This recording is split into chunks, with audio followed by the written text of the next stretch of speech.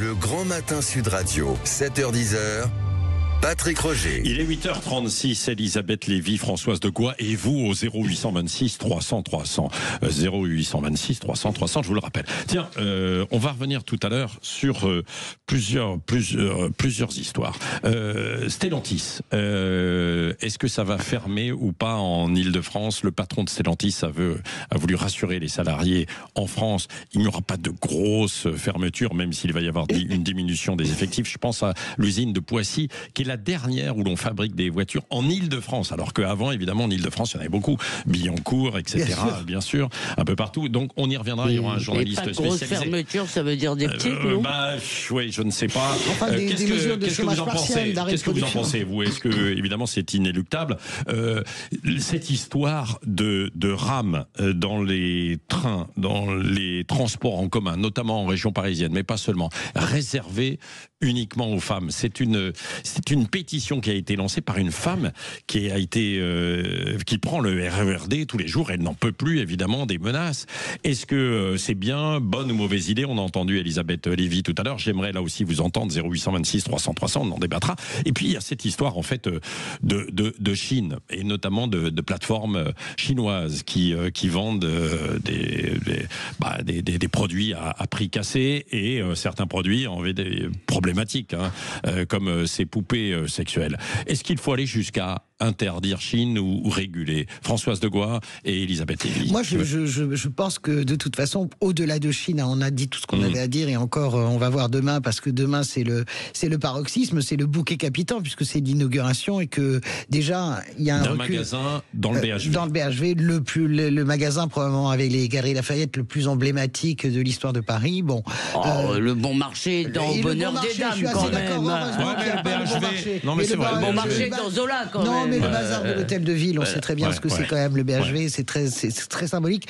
Moi, je suis de toute façon pour des mesures radicales maintenant par rapport aux plateformes et aux géants numériques. Je pense que ce qu'a fait, je suis assez admiratif des Australiens, pourtant c'est pas un régime politique forcément qui me convient, c'est un régime très libéral, mais ce qu'ont fait les Australiens me va très bien, c'est-à-dire l'interdiction d'accès à TikTok, si vous voulez, et pour les plus jeunes. Pour les moins de 16 ans. C'est-à-dire que tant que vous n'avez pas 16 ans, vous accédez pas, vous vous décérébrez tout à fait la même chose. Mais si, je pense que il y a une forme de fascination, nous sommes fascinés par les monstres, c'est très humain. Il y a une forme de répulsion et de fascination pour ces réguler TikTok d'un côté, évidemment, où c'est réguler des choses qui sont fabriquées en Chine, c'est autre chose. Non, je ne parle pas de ça, Patrick. Réguler ce qui est fabriqué en Chine, vous n'y arriverez pas. Vous m'avez mis tout à l'heure, vous m'avez expliqué le iPhone. Je vous parle pas de ça, je vous parle du commerce numérique. Je vous parle de tout ce qui passe par le numérique. Tout ce qui passe par le numérique est en train d'envahir nos vies avec l'intelligence redoutable des algorithmes. C'est valable pour TikTok et pour les réseaux sociaux comme c'est valable pour ce que nous achetons et que nous vendons et que nous achetons sur Internet. Donc je suis pour la sévérité, absolument. Sévérité, mais après jusqu'où Elisabeth Lévy. Écoutez, on a mis 20 ans à pouvoir prononcer le mot protectionniste sans se faire traiter de fasciste. Alors, très bien, je vois que nous avons progressé et que tout le camp qui, il y a 10 ans, nous traitait de fascistes, c'est-à-dire l'UMPS pour aller vite, le grand centre, le PS, tous ces gens, dès qu'on disait protectionniste, vous êtes xénophobe et c'était la mondialisation heureuse. Voilà. Non, Françoise, allez. je veux au bout de mon raisonnement. S'il vous plaît.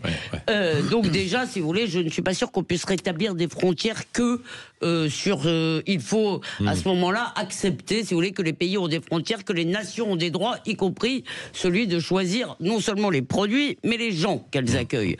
Ça me semble quand même important. La deuxième, j'étais tout à fait d'accord pour l'essentiel avec la chronique de Françoise, c'est-à-dire que nous sommes des benets, et on parlera de voitures tout à l'heure. L'Europe s'illustrera comme le seul continent qui s'est employé à détruire son industrie automobile avec force, comme elle l'a fait pour le nucléaire. Donc, si vous voulez, on est complètement benets et suicidaire, me semble-t-il.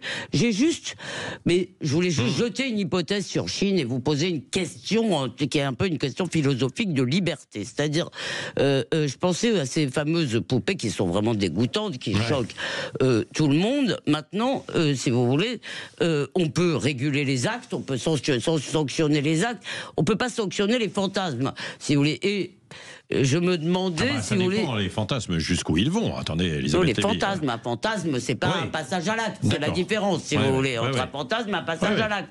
Or, il se trouve qu'en l'occurrence, autant des photos, évidemment, des photos ont été prises avec des vrais enfants, ça c'est vraiment plus que répréhensible. Si vous voulez. Donc voilà, je me pose cette question de est-ce qu'il faut.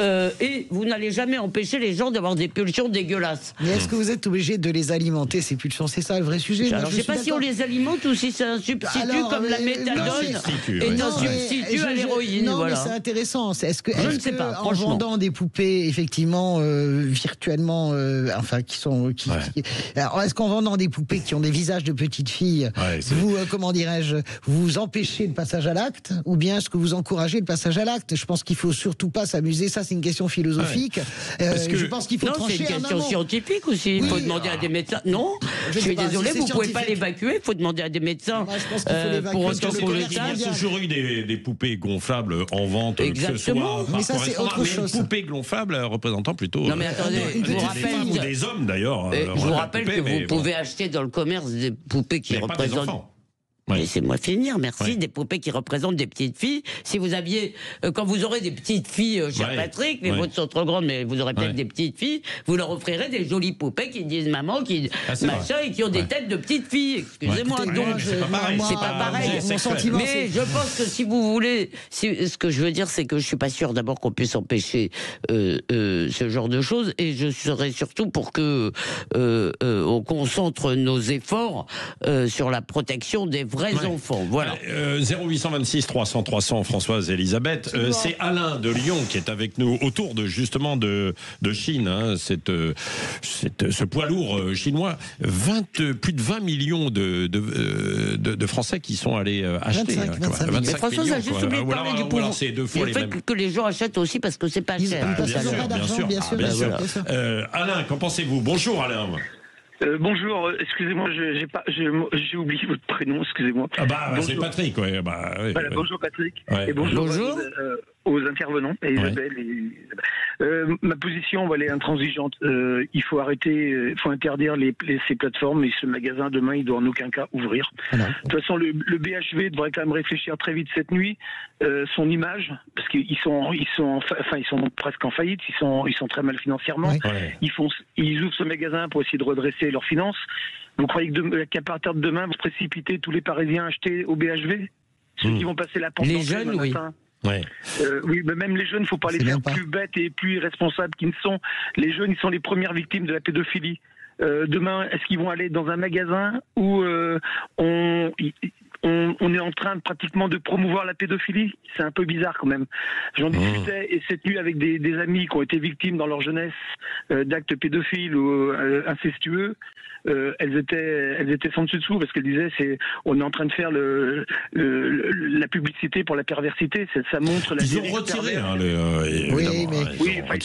Ils ont retiré pour le moment. Vous croyez que c'est l'argent qui compte aujourd'hui? Vous croyez que dans 6 mois, dans 1 an, ils remettront pas les produits, ou ce qu'ils vendront pas chez nous, ils iront le vendre en Afrique ou je ne sais où. Ils vont pas les jeter. Je suis d'accord absolument avec ce que vous dites. Moi, j'ai une attitude très très radicale sur cette question. Je pense que c'est la liberté du renard dans le poulailler, ce qui se passe demain avec l'ouverture de Chine. Et évidemment que le BHV est dans le groupe d'ailleurs BHV est dans des immenses difficultés financières. Et ma conviction, alors est-ce que c'est du wishful thinking, j'en sais rien, mais je pense que toute cette affaire en réalité, avec ces poupées écœurantes, est vraiment c'est révulsant quand on a des enfants, c'est insupportable en fait. Eh bien, je pense que c'est une contre-publicité terrible. Ils ont cherché un buzz pour faire du commerce autrement, et la réalité, c'est que je ne sais pas s'ils l'ont cherché. Si, bien sûr, il assume. Frédéric, non, je parle pas des poupées. Frédéric Martin, le PDG du BHV, assume que tout le buzz qu'il y a autour de Chine est quelque chose qui les sert. Sauf que est arrivée l'affaire des poupées, et je pense que nous sommes rentrés dans autre chose pour eux. Oui, c'est vrai. Non, mais il y a, par exemple, chez beaucoup d'adolescents et d'adolescentes, si vous voulez, une espèce d'obsession d'être à la mode, etc. Voilà ce que leur promet Chine. Sur les poupées, je ne peux pas lutter contre vos excellents sentiments et vos indignations. Non, mais quand on commence à dire révulsé, dégoûté, on réfléchit plus, on peut plus réfléchir parce que c'est interdit. Oui, mais moi je prétends réfléchir. Interdit, Elisabeth. Je prétends, moi, que même là-dessus, même sur les problèmes les plus choquants, les plus horribles, on peut essayer de réfléchir, mais je vois que j'ai perdu cette bataille. Bon. En revanche, sur l'aspect économique, si vous voulez, de cette affaire. Moi, je pense que même si on pouvait supprimer les réseaux sociaux, je pense que malgré leur bienfait qui est d'avoir fait venir à la surface de la réalité des choses qu'on cachait dans les médias, mais malgré cela, je pense que c'est absolument un fléau. Mais on ne va pas le faire. Et cette régulation aujourd'hui des plateformes, si vous voulez, peut-être qu'on peut faire des progrès, mais il y a, comme vous avez parlé de quelque chose tout à l'heure dans votre excellente chronique, notre obsession pour la consommation, notre espèce de... Voilà le moteur. Le moteur, c'est pas seulement la cupidité de Chine, c'est l'obsession générale. La consommation. Je suis d'accord avec vous. Alors donc, c'est Alain, notre auditeur. Oui, donc Alain, je pense, est peut-être un peu optimiste sur le fait que des jeunes éco-responsables vont se détourner en masse. Écoutez, moi j'en connais.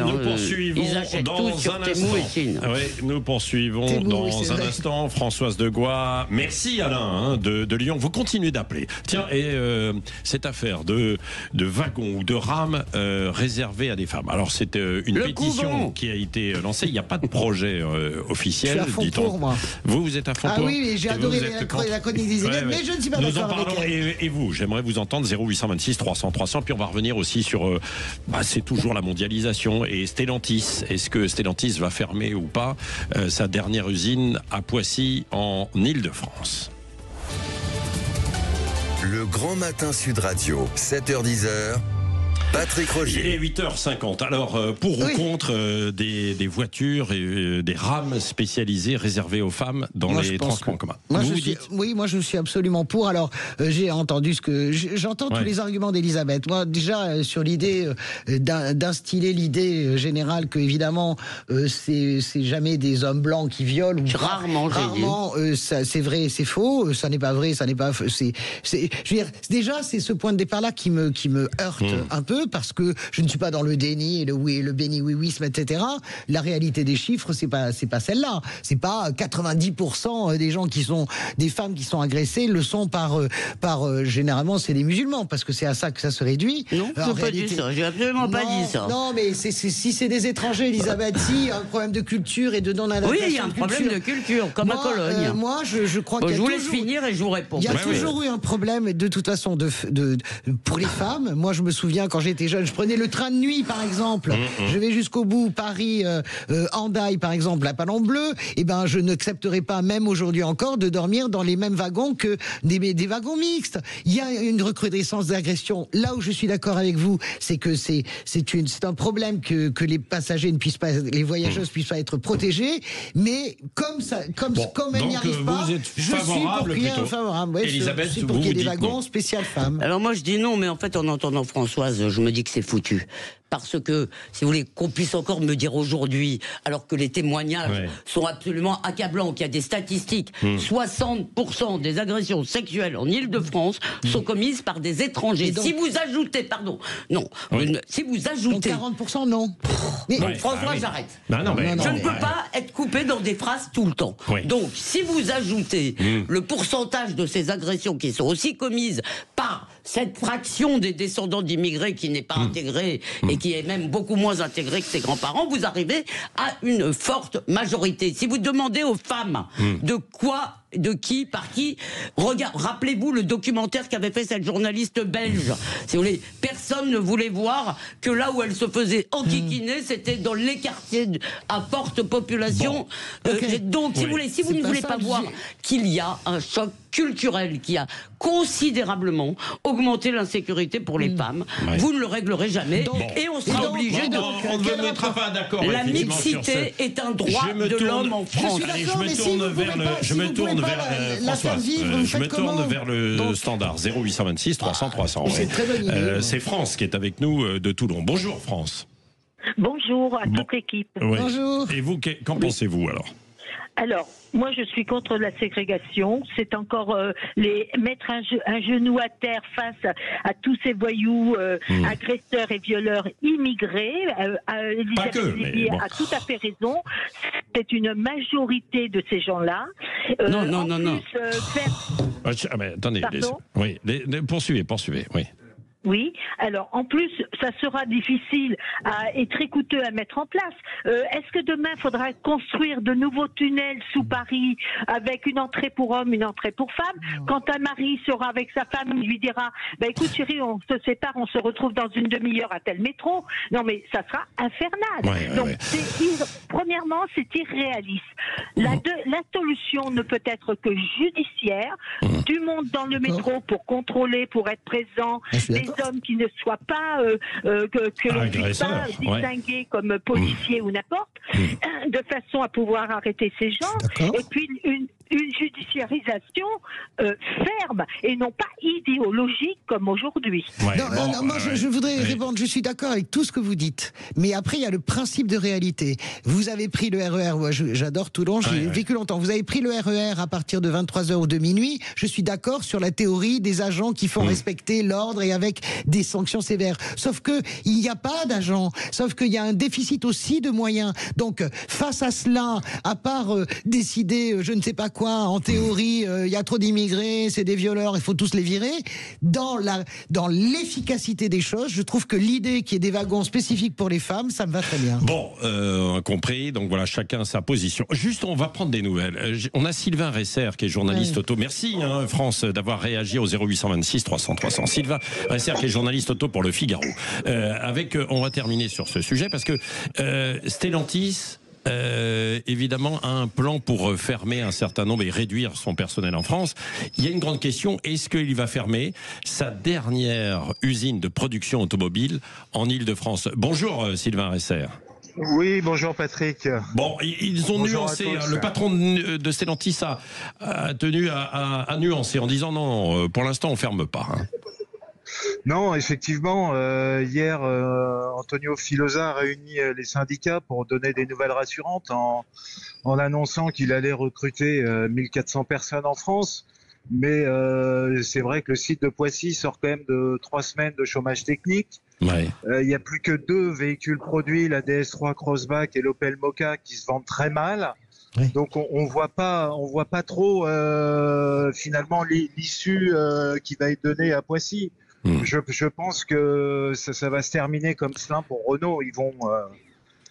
Ils risquent de fermer à terme, quoi. C'est ce que vous dites, quoi.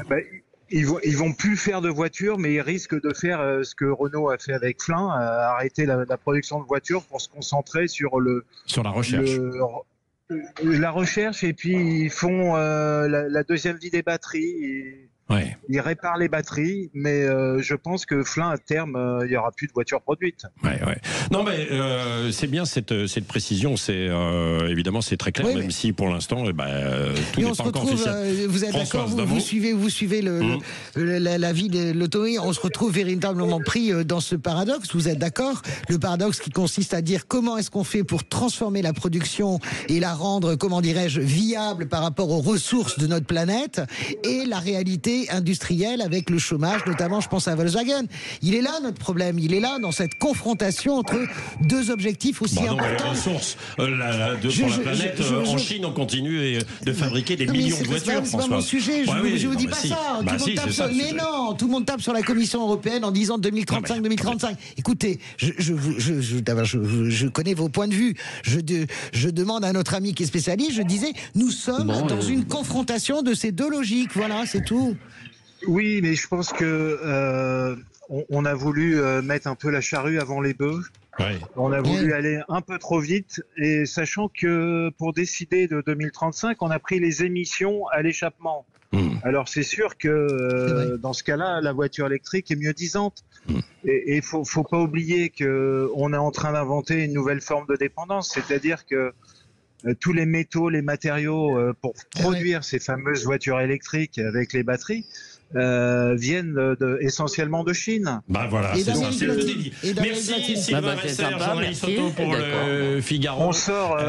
Merci, on en reparlera dans les vraies voix qui font rouler la France, notamment le jeudi, bien sûr. Dans un instant, la vérité en face avec Jean-François Aquili.